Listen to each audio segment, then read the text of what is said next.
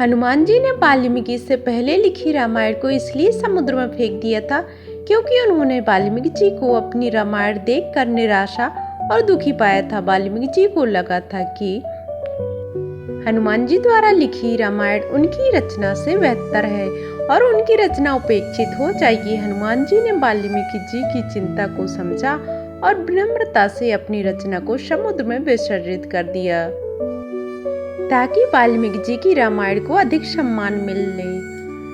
पहला था हनुमान जी हनुमद रामायण। हनुमान जी ने पहले ही रामायण लिखी थी जिसे हनुमद रामायण कहा जाता है। उन्होंने इसे हिमालय पर तपस्या करते हुए भगवान शिव की शिलाओं पर अपने नाखूनों से लिखा था। दूसरा वाल्मीकि जी की निराशा।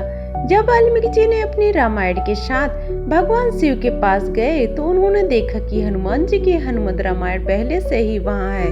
वाल्मीकि जी निराश हो गए क्योंकि उन्हें लगा कि उनकी रामायण हनुमान जी की रामायण की तुलना में कम महत्वपूर्ण है। तीसरा है हनुमान जी की विनम्रता। हनुमान जी ने वाल्मीकि जी की निराशा को समझा और उनसे उनकी चिंता का कारण पूछा। वाल्मीकि जी ने कहा कि उनकी रचना हनुमान जी की रचना के सामने फीकी है। रामायण को समुद्र में विसर्जित करना।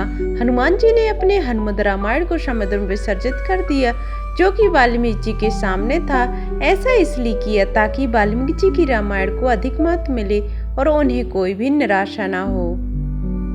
वाल्मीकि जी की प्रशंसा। वाल्मीकि जी ने हनुमान जी के इस कार्य की प्रशंसा की और उन्हें राम भक्त के रूप में धन्य बताया। उन्होंने कहा कि हनुमान जी जैसे ज्ञानी और दयावान व्यक्ति और कोई नहीं है।